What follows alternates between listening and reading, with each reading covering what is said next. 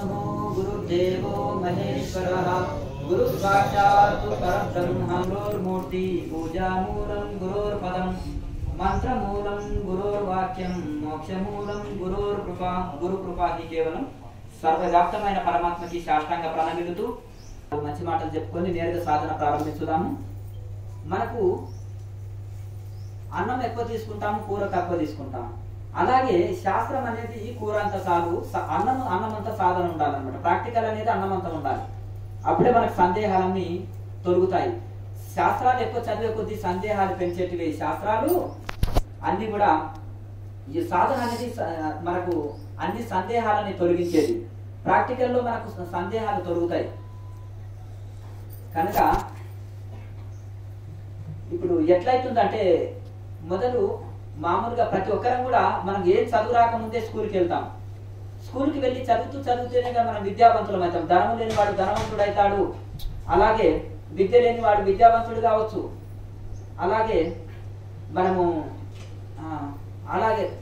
అలాగే ఈ యొక్క అజ్ఞాని జ్ఞాని కావచ్చు. ఎట్లా అక్కడికి వెళ్ళి మనం దేనికి సంబంధించిన సబ్జెక్టు చదివితే దాంట్లో మనము ఇదైతాం. సోషల్ గురువు దగ్గరికి వెళ్ళి సోషల్ సబ్జెక్టు చదవచ్చు. అలాగే మ్యాథ్స్ సబ్జెక్టు చదవాలంటే ఆ మ్యాథ్స్ గురువు దగ్గరికి వెళ్ళి మనం నేర్చుకోవాలి. అట్లా మనకి ఏది తక్కువ ఉందో అందులో ప్రావీణ్యంలో ఉన్న గురువుల దగ్గరికి వెళ్ళి మనము నేర్చుకుంటాం కదా. ఒక బాడీకి మంచి ఫిట్నెస్ కావాలంటే ఒక మంచి జిమ్ కోచ్ దగ్గరికి వెళ్ళి చక్కగా బాడీలో ఫిట్నెస్ తెచ్చుకుంటారు. అలాగే మంచి భరతనాట్యం నేర్చుకోవాలని కోరిక ఉంటే మంచి భరతనాట్యం మాస్టర్ దగ్గరికి వెళ్ళి చక్కగా భరతనాట్యంలో, సంగీతంలో మనం ప్రావీణ్యం పొందుతాం. అలాగే మనం డ్రైవింగ్ కావాలంటే స్కూల్ డ్రైవింగ్ డ్రైవింగ్ స్కూల్లో జాయిన్ అయ్యి నేర్చుకున్నట్టు అట్లాగే మనకు యోగము జ్ఞానము కావాలంటే చక్కగా మంచి గురువుల దగ్గర దీన్ని శిక్షణ పొంది నిరంతరం సాధన చేస్తుండాలి. అందుకనే భగవద్గీతలో కూడా తద్విద్ది ప్రణిపాతేన పరిప్రశ్నైన సేవయ ఉపదేశంతి తే జ్ఞానం జ్ఞానినా తత్వదర్శిన అని చెప్తారు. కనుక ఆ యొక్క తత్వదర్శనులైన జ్ఞానుల దగ్గరికి వెళ్ళి దాన్ని మనము పరిప్రశ్న వేసి, అంటే సమయం సందర్భంగా చూసి అడిగి తెలుసుకోవాలి ఇది అని చెప్పి జ్ఞానం గురించి మొత్తం 4 అధ్యాయంలో మొత్తం చెప్పిన తర్వాత దాన్ని ఎక్కడ తెలుసుకోవాలి, ఎవరి దగ్గర దొరుకుతుంటుంది. మార్కెట్లో ఇప్పుడు మనకి ఏ వస్తువు కావాలంటే దానికి సంబంధించిన షాప్లో పోయి తెచ్చుకుంటాం, లేదంటే ఇంకా ఆన్లైన్లో ఆర్డర్ ఇస్తాం. అలాగే మనకు ఇప్పుడు యోగం కావాలంటే యోగంకు అందులో పరిపక్వమైన గురువుల దగ్గరికి వెళ్ళి నేర్చుకోవాలి. మరి నేర్చుకున్న తర్వాత ఏం చేయాలి, దాన్ని రోజు సాధన చేయాలన్నమాట. అయితే ఇప్పుడు ఒక పేషెంట్ ఉన్నాడు. పేషెంట్కు ఆయుర్వేద శాస్త్రంలో 2 చెప్తారు. ఒకటి మెడిసిన్ వాడే పద్ధతి చెప్తారు, ఇంకొకటి పథ్యం చెప్తారు. పథ్యం ఎంత పని చేస్తుంది అంటే, మెడిసిన్ ఎంత పని చేస్తుందో పథ్యం అంత పని చేస్తుంది. ఇప్పుడు షుగర్ వ్యాధి ఉన్నారండి, మెడిసిన్ వాడుతున్నారు కానీ తీపి కానీ ఎక్కువ తీసుకుంటే, ఉప్పు కారాలు ఎక్కువ తీసుకుంటే కష్టం కదా. కనుక కూడా అంత పని చేస్తుంది. కనుక సాధన ఎంత పని చేస్తుందో నియమాలు కూడా అంత పని చేస్తాయి. కనుక నశ్రేయో నియమం వినా అని శాస్త్రం చెప్తుంది. కనుక ఆ యొక్క మనకు నిరంతరం చక్కటి నియమాలు, యమ నియమాల్ని పాటించు, ఆహార నియమాల్ని పాటిస్తూ, అలాగే చక్కగా మనము ఇవన్నీ ఆహారము, వ్యవహారము, నిద్ర, మెలకువ, పని, యుక్తాహార విహారశ ఇవన్నీ మనం చక్కగా పాటించినప్పుడు మనకు యోగంలో మనం చక్కగా, అందుకని గీతలో కూడా యుక్తాహార విహారశ యుక్త చేష్టస్సు కర్మసు యుక్త స్వప్నావబోధశ యోగోభవ దుఃఖ. అయితే అన్ని మధ్య మార్గాన్ని అనుసరించాలని భగవద్గీత చెప్తుంది. ఆహారం గాని, తిండి గాని, నిద్ర గాని, పని గాని, వ్యవహారం గాని ఇవన్నీ మధ్యస్థంగా ఉండాలి అని చెప్తున్నారు. కనుక ఇవన్నీ మధ్యస్థంగా పాటిస్తూ మనం చక్కగా ఈ యోగాన్ని చేస్తే ఆ యోగంలో మనము పర్ఫెక్ట్ అవుతామని భగవద్గీతలో కృష్ణ పరమాత్మ చెప్పారు. ఏది అతి తప్పితే, అంటే మితి తప్పితే గతి తప్పుతుంది. కనుక మితి తప్పొద్దు. కనుక అన్నిట్లలో లిమిట్ గా ఉండాలని భగవద్గీత చెప్తుంది. కనుక మొదలే మనం బోట్లు బిగించండి, మొత్తం ఎక్కడ ఇది చేయండి అని లేదు. మధ్య మార్గాన్ని అనుసరిస్తే చాలు. తిండి వదిలిపెట్టమని చెప్తలేదు, లేకపోతే పనులు వదిలిపెట్టమని చెప్తలేదు భగవద్గీత. అలాగే కృష్ణ పరమాత్మ సన్యాసం తీసుకోమని చెప్తలేరు, అడవులకు వెళ్ళమని చెప్తలేరు. మధ్య మార్గాన్ని అనుసరించండి. మరి ఇలా అనుసరించేవారైనా తరించారా అని అంటే, మరి జనకుడు లాంటి వాళ్ళు గొప్ప గొప్ప రాజసులు తరించారు, రాజ్యం పరిపాలన చేస్తూ. గొప్ప గొప్ప వాళ్ళు సప్త ఋషులంతా కూడా గృహస్థాశ్రమంలో ఉన్నారు. మరి ఈ నవీనంలో ఈ కాలంలో ఎవరైనా తరించారంటే వీరబ్రహ్మేంద్ర స్వామి, కబీర్ దాసు, అలాగే లాహిని మాసయ్య, ఇటువంటి మహనీయులు ఎందరో ఇంకా ఇలా చెప్తుంటే చాలా ఇది ఉన్నారు. అయితే వీళ్ళందరూ కూడా గృహస్థాశ్రమంలో ఉంటూ భార్య బిడ్డలు, సంసారము, ఉద్యోగ, వ్యవసాయ, వ్యాపారాలు చేసుకుంటూ కూడా వీళ్ళు తరించారు కదా.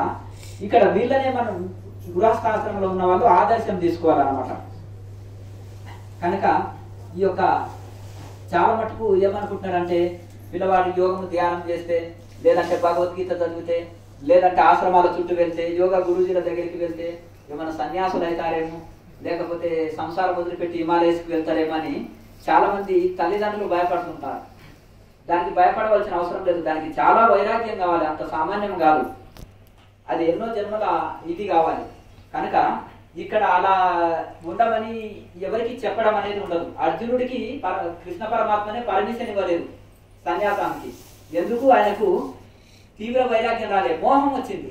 తన బంధుమిత్రులను చూడగానే యుద్ధం చేయడానికి మోహం వచ్చింది తప్ప, మోహం కలిగింది కానీ అది వైరాగ్యం కాదు. నా వాళ్ళు అనే అభిమానము కలిగింది, దాన్నే మోహం అంటారు ఆధ్యాత్మిక పరిభాషలో. కానీ అదే వేరే వాళ్ళు, వేరే రాజులు అయితే యుద్ధం చేసేవాడు అర్జునుడు. కనుక ఎందుకంటే ఆయనకు గురువులు అయినరు, పూజింపదగిన వారు, తాతలు, తండ్రులు, వీళ్ళంతా వాళ్ళ మీద ఎట్లా యుద్ధం చేయగలుగుతాడు? అట్లాగే ఈ విధంగా అన్నిట్లో ఉండి కూడా మనము బాడీని మైండ్ని కంట్రోల్ పెట్టుకుంటేనే ఏదైనా సాధించగలుగుతాం. ఇప్పుడు మంచి ర్యాంకు సంపాదించాలంటే కూడా విద్యార్థికి మెమరీ పవర్ ఉండాలి, ఏకాగ్రత ఉండాలి చక్కగా. అలాగే మనోబలం ఉంటేనే వ్యాపారం చేయగలుగుతాడు. ఎందుకంటే ఎప్పుడు ఒకలాగా ఉండదు మార్కెట్.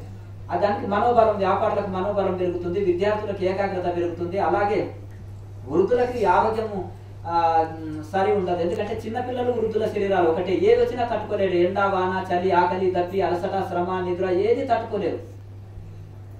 వాళ్ళ శరీరాలు వృద్ధాప్యంలో కానీ చిన్నపిల్లలు కానీ తట్టుకోలేరు. అయితే ఆ వృద్ధాప్యంలో ఇతరులతో సేవ చేయించుకోవద్దనే ఒక పట్టుదల ఉంటుంది పాతకాల మనుషులకి. వాళ్ళకి ఆరోగ్యం చక్కగా ఉంటే చాలని కోరుకుంటారు, ఇంకేమి కోరుకోరు. కనుక వాళ్ళకి ఆరోగ్యం కూడా లభిస్తుంది. అంటే ఈ యోగం అనేది కల్పవృక్షము, కామధేనువు, చింతామణి. కల్పవృక్షం చెట్టు కింద పోయి కూర్చుంటే ఏది కోరినా ఇస్తుందంట. అలాగే మరి ఈ యోగము ఆరోగ్యం కావాలని కోరుకుని చేసే వాళ్ళకి ఆరోగ్యాన్ని ఇస్తుంది, మనశ్శాంతి కావాలి. ఇన్ని సంపదలు ఉన్నాయి, ఇంత పైకి వచ్చినాను నేను. ఏమి రజనీకాంత్ గారు ఇక చనిపోయే స్థితికి వచ్చారు, తెలుసా? రజనీకాంత్ గారు ఎవరన్నా యోగి గురించి అయితే తెలియదు కానీ ఆయన శరీరము పాడైపోయింది, చనిపోయే స్థితికి వచ్చాడు. ఎప్పుడు అంటే ఇంచుమించు ఒక 20 సంవత్సరాల కింద. ఆయన ఇంకా చక్కగా వాళ్ళ తమ్ముడు బెంగళూరులో సత్యనారాయణ గారు ఆటోబయోగ్రాఫ్ ఆఫ్ ఏ యోగి పుస్తకం చేతికిచ్చారు. ఆయన అంతవరకు భక్తి మార్గంలో ఉండేవాడు. అయ్యప్ప స్వామి మాల వేసేవాడు, లేదంటే రాఘవేంద్ర స్వామి సినిమా కూడా తీసి రాఘవేంద్ర స్వామి భక్తుడుగా ఉండేవారు, మంత్రాలయం రెగ్యులర్గా వెళ్ళొచ్చేవారు. అయితే ఆయనకి యోగం అంటే టచ్ లేదు ఆయనకి. అప్పుడు ఆ పుస్తకం చదవగానే ఆయనకి చాలా మంచిగా అనిపించిన తర్వాత ఇక ఎట్లా వెళ్ళాలని చక్కగా బాబాజీ కేవ్ వెళ్ళాడు, దర్శనం చేసుకున్నాడు. అక్కడ ఏదో ఒక క్రియాయోగ గురువు దగ్గర చక్కగా దీక్ష తీసుకున్నాడు. అక్కడే 3 సంవత్సరాలు ఉన్నాడు. నేను చాలా చిన్న స్థితి నుంచి, ఒక చిన్న కండక్టర్ నుంచి యాక్టర్ వరకు అయినాను. ఇంత పేరు భారతదేశంలోనే అన్ని లాంగ్వేజ్ల్లో నావి సినిమాలు డబ్బింగ్ లో వెళ్తాయి. మరి ఇంత పేరు ప్రఖ్యాతి గాంచినాను, నా ఆరోగ్యం సరిలేదు, పుట్టుకున్న నేను చనిపోతే ఏమిటి అని ఆయనకు మొదలు ఆ చావు భయంతో ఏమైంది, ఆరోగ్యాన్ని రక్షించుకోవాలని కోరిక కలిగింది. తర్వాత సహజంగా అతను కొంత భక్తి మార్గంలోనే ఉన్నారు కనుక ఇక ఎందుకు మనం వస్తువి పోతివి ఎందుకు అని ఈ ముక్తికై కూడా ప్రయత్నం చేయాలని ఆలోచన వచ్చింది. వచ్చిన తర్వాత అక్కడ క్రియాయోగము దీక్ష తీసుకొని చక్కగా వారు ఒక 3 సంవత్సరాలు అక్కడే ఉండి ఆరోగ్యాన్ని సెట్ చేసుకొని వచ్చారు.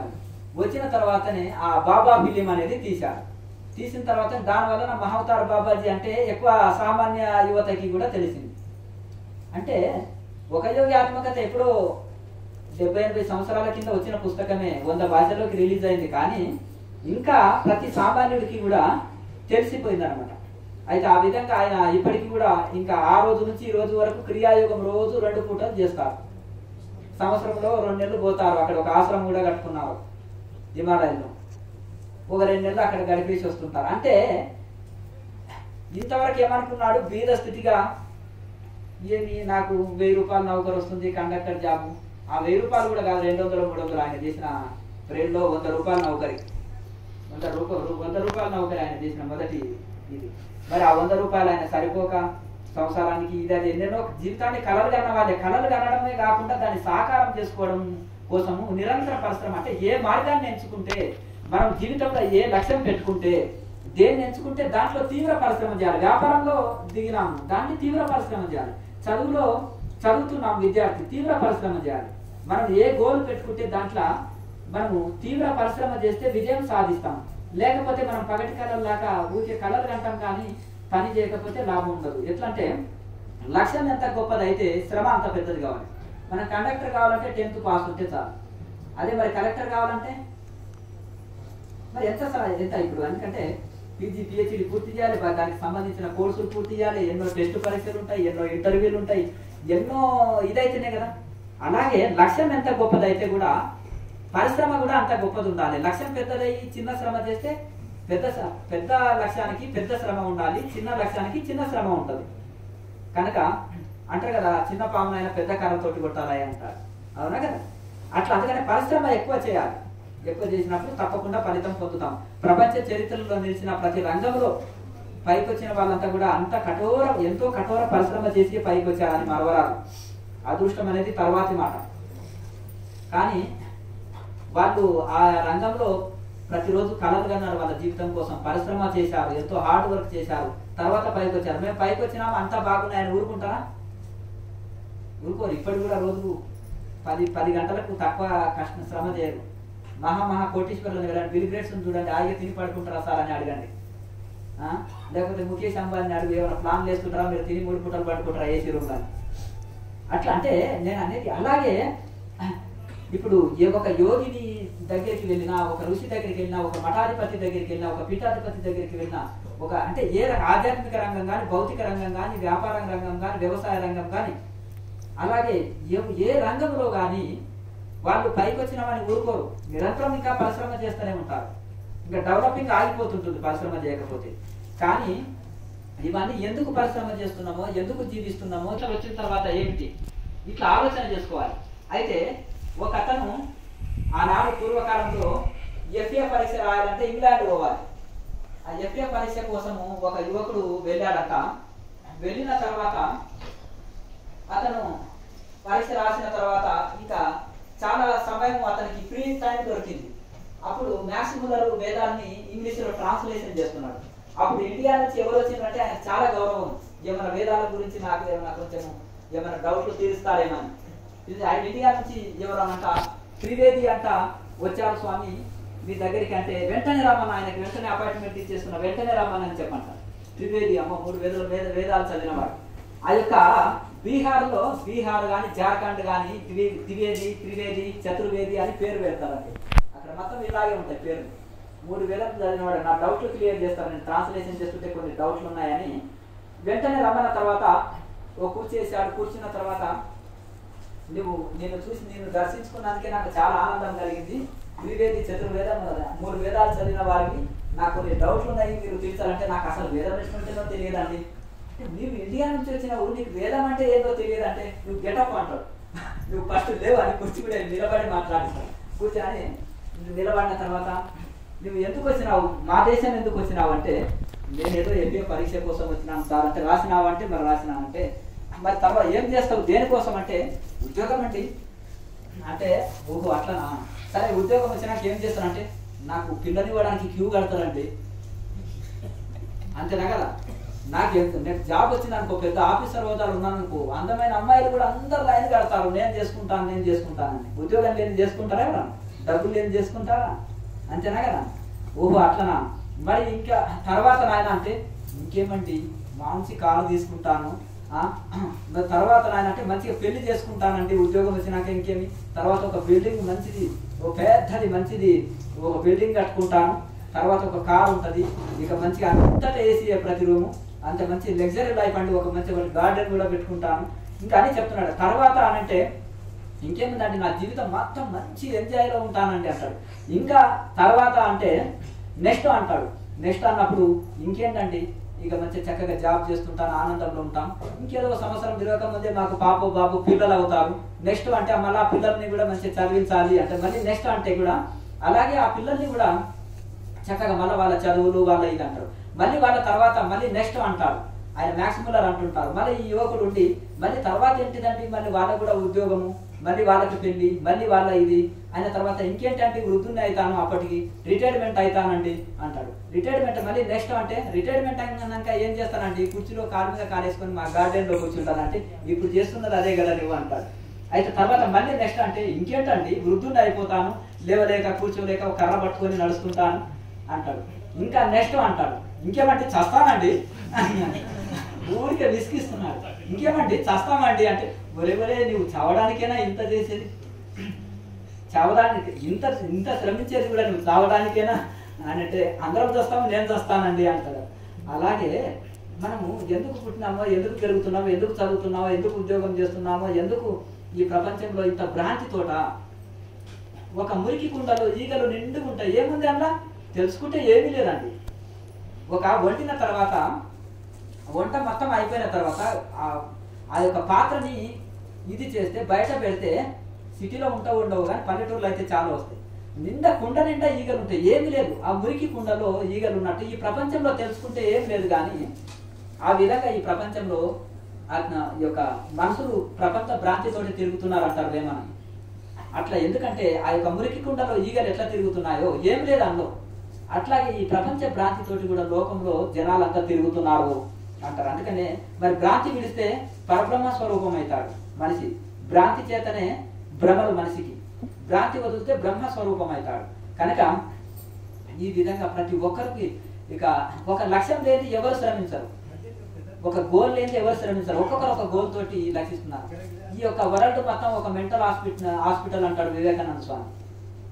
ఒక్కొక్కడికి ఒక మెంటల్, అవునా, ఒకటి చదువు, ఒకడికి చూడండి ఎన్ని సంబంధాలు తిరుగుతుండో, ఒకటి పెళ్లి చేసుకోవాలని, ఒకడు వ్యాపారం, ఒకరు ఇది, ఒకరు అది, ఒక్కొక్కరు ఒక గోల్ పెట్టుకొని ఆ పిచ్చి లేని ఆ పని చేయలేరు. కనుక ఒక్కొక్కరు ఒక పిచ్చిలో అంతా కొట్టుకొని పోతుంటుంది. ఒకరికి భక్తి పిచ్చి, ఒకరికి యోగం పిచ్చి, ఒకరికి తపస్సు పిచ్చి, అంతేనా కదా. మరి ఆ పిచ్చి లేనిది హిమాలయాల్లో ఋషులు అంత చలికి వణుకుతూ ఉంటారా? ఉండరు కదండి. అట్లా అందుకనే ఒక్కొక్కరికి ఒక పిచ్చి. కానీ ఒక పిచ్చి ఎంత పెరిగితే అంత ఆనందం. ఒక కవి అంటుండే, ఎవడి పిచ్చి వాడికి ఆనందం, నా పిచ్చి నాకే ఆనందం అన్నారు. అంతేనా కదండి. అట్లా ఆ విధంగా మరి వాళ్ళు ఆ యొక్క అంటే ఈ యొక్క ఆధ్యాత్మిక పిచ్చి ఎంతెంత పెరిగితే అంత ఆనందం. భౌతికమైన పిచ్చి, ప్రాపంచిక పిచ్చి ఎంతెంత పెరిగితే అంత మెంటల్ హాస్పిటల్లో పోయి ఏం చేస్తారు. రామకృష్ణ పరమహంసకు ఒక పిచ్చి పట్టింది, భక్తి పిచ్చి. పట్టిందా? పట్టలేదు. ఆయన పిచ్చి పెరిగితే ఆయన పిచ్చివాడు అయ్యాడా? బ్రహ్మానందంలో ఓలేలాడాడు. ఎవరికైతే యోగము పిచ్చి, ధ్యానము పిచ్చి, ఆధ్యాత్మిక పిచ్చి, వేదాంతము పిచ్చి పట్టిందనుకో, వాళ్ళు ఆ ధ్యానంలో మనోలయం అయితే అంత ఆనందం, ఇక బ్రహ్మానందం అనుభవిస్తారు. ఇక వాడికి అంత అదృష్టవంతుడు ఈ ప్రపంచంలో ఎవరు లేరు. వాడికి స్వర్గలోకం తీసుకొచ్చి వాడి పాదాల ముందర పెట్టినా అది ఉట్టిదే, నిస్సారమైంది. స్వర్గంలో ఏముంటాయి? ఇక్కడ సామాన్య భోగాలు, అక్కడ ఇంకా లగ్జరీ భోగాలు, అంతేనా కదా. గంతే తేడా. ఏదైతే ఏ రాయి అయితే నెత్తి కొట్టుకోవడానికి రక్తమే వస్తుంది కదా. అట్లాగే ఆ విధంగా ఈ విధంగా మనకు ఇది ఉంటది. కనుక కబీర్ దాస్ దగ్గరికి వస్తారు. దివ్యలోకం నుంచి ఒక విమానం వచ్చేస్తుంటుంది. కబీరు వచ్చేయండి. ఎక్కడికి స్వామి అంటారు. స్వర్గలోకం అండి అంటారు. అక్కడ సత్సంగం ఉంటుందా అంటారు. లేదంటే అదొకటి ఉండదు, భోగాలే ఉంటాయని అన్నట్టు. ఎక్కడ సజ్జన సాంగత్యం ఉంటుందో, ఎక్కడ సాధన ఉంటుందో, ఎక్కడ గురువుల సాంగత్యం ఉంటుందో అదే నాకు క్వాలిటీ వైకుంఠము. ఇక మీ స్వర్గం నాకు అక్కర్లేదండి, మీరు వెళ్ళొచ్చు మహాత్మా అంటాడు. అట్లా కనుక ఆ విధంగా చూడండి, ఎక్కడ నాకు ఆ సజ్జన సాంగత్యం ఉంటుందో అక్కడ నాకు వైకుంఠంతో సమానం అంటాడు. అట్లా అందుకనే ఆ విధంగా మనకు ఇవన్నీ కూడా అయితే ఇవన్నీ వదలమని ఏ శాస్త్రం చెప్తలేదు. భగవద్గీత చెప్పినా 72 గీతలు ఉన్నాయి. ఆ గీతల్లో కానీ, ఉపనిషత్తుల్లో కానీ, వేదాంతం కానీ అన్నిట్లో ఉండి అంటనట్టుగా ఉండాలి. ఇవన్నీ అశాశ్వతం. సుఖం వచ్చినా అశాశ్వతం, దుఃఖం వచ్చినా అశాశ్వతం. ఇది స్థిరంగా ఉండేది కాదు అని మనం స్మరణ చేసుకోవాలి, గుర్తుకు చేసుకోవాలి.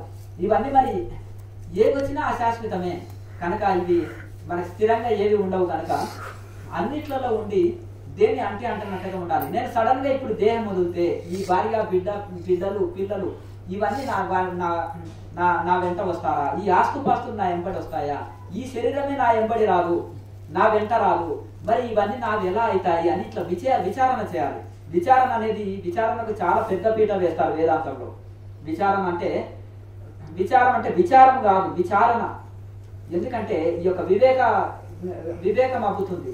అందుకని పతంజలి మహర్షి కూడా యోగికి సమాధి నిష్ట కలిగితే లాభం ఏంటంటే వివేక ఖ్యాతి వస్తుంది అంటాడు. ఋతంపర ప్రజ్ఞ వస్తుంది అంటారు. ఋతంపర ప్రజ్ఞ అంటే భవిష్యత్తులో వచ్చేటివి కూడా 10 సంవత్సరాల తర్వాత వచ్చేది ఇప్పుడే అంచనా వేస్తాడు.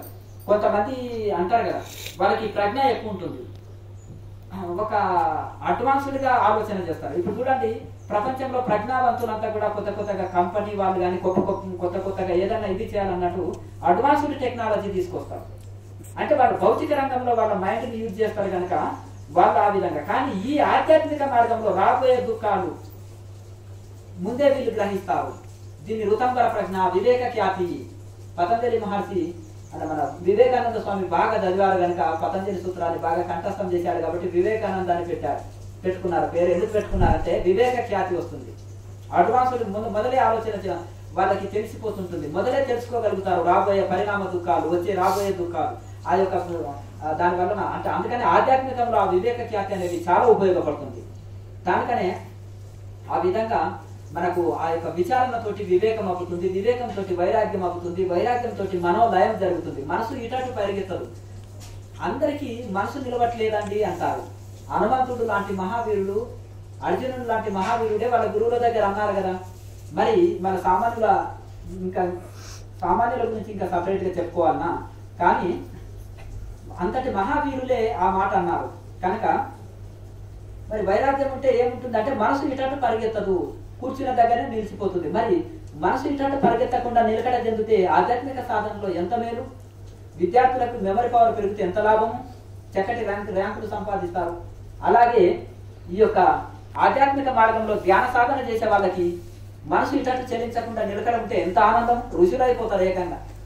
ఆ పూర్వకాలంలో సృష్టికి పూర్వము బ్రహ్మదేవుడు ఏం చేశాడంటే, ఇప్పుడు మనం ఒక వస్తువు కనుక్కుంటారు, ఇప్పుడు కనుక్కున్న తర్వాత ఇప్పుడు ఒక ఫోన్ కానీ ఒక బైక్ కానీ కనుక్కున్నాక కంపెనీ వాళ్ళు మళ్ళీ అదే మోడల్ నెక్స్ట్ టైం వచ్చినప్పుడు కొన్ని మెరుగుపరుస్తారా అంటే అదే అండి సేమ్. మళ్ళీ దీనికి తేడా ఏంటంటే ఇంట్లో కొన్ని కొత్తగా చేర్చినామండి, కొంచెం ఇంట్లో మైలేజ్ పెంచినాము, ఇంకా ఇది స్మూత్ బండి, ఇంకా రకరకాలుగా చేంజెస్ చేసినామని చెప్తారు. అట్లాగే ఇందులో కూడా ఈ యొక్క ఇందులో కూడా కొన్ని ఇది అయితే వాళ్ళకు ఏకాగ్రత ఎప్పుడైతే పెరుగుతుంటుందో కూర్చున్న దగ్గరనే వాళ్ళకి అంతర్ముఖం కాగలుగుతారు, మనోలయం జరుగుతుంది.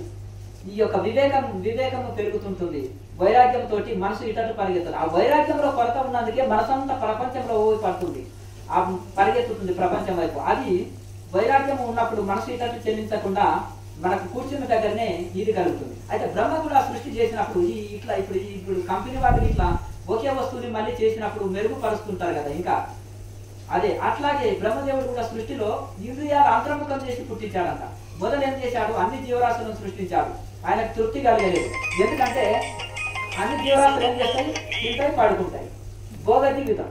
జంతువులు కూడా అనుభవిస్తున్నాయి భోగ జీవితం అంటున్నారు కదా. మీకంటే బాగా ఎంజాయ్ జంతువులు కూడా చేస్తున్నాయి. కానీ అయితే అవి తినడం పడుకోవడం అంటే ముక్తికై ప్రయత్నం చేయవు. అయితే అప్పుడు ఏం చేశారు, తెలివైన అంటే ఇంకా వాటికి మనసు పెట్టాడు, సుఖ దుఃఖాలు ఉన్నాయి, ఇంకా ఒక బుద్ధిని ఎక్స్ట్రా చేర్చారు. బుద్ధిని ఎక్కువ చేసినప్పుడు బుద్ధి గుణం ఏంటిదంటే అంటే విచారణ చేస్తుంది, మంచి చెడులను తెలుసుకుంటుంది. ఏమైనా బుద్ధి లేదా నీకు అంటారు ఎవరన్నా మనిషిని అన్నప్పుడు అంటారా?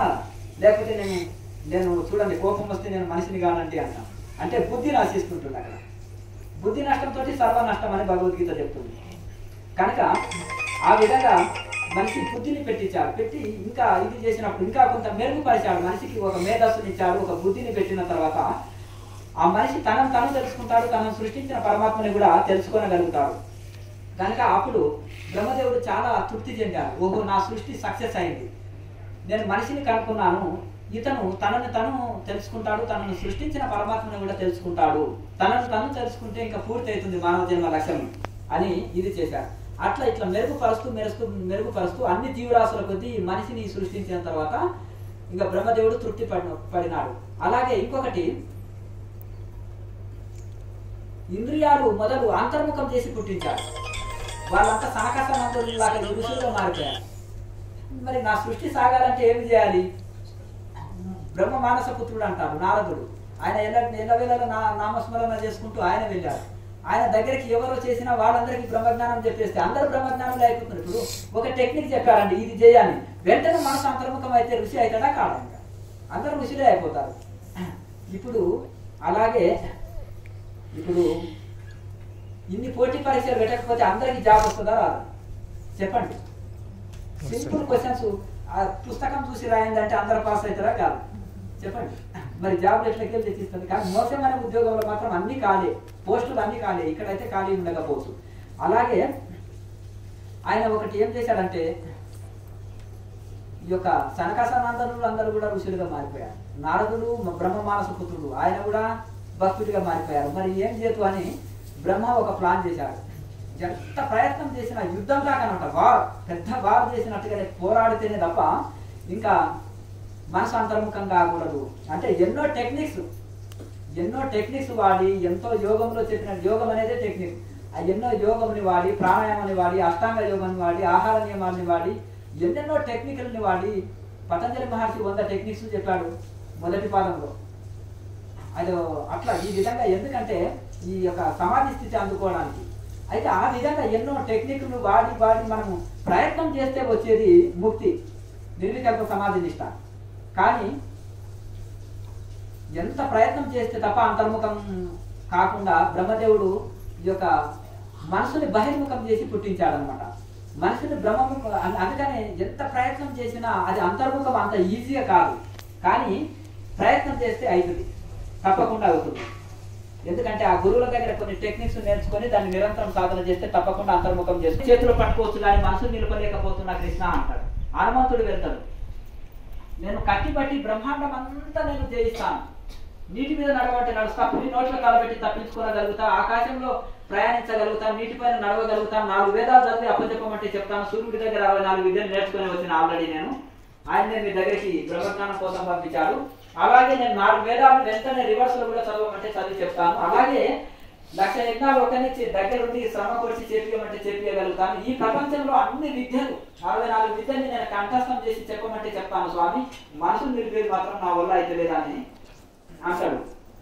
మనసుని అంతర్ముఖం చేసి నిర్వికల్ప నిష్టలో నిలబడడం ఎంత గనునికైనా కష్టమయ్యా అంటాడు.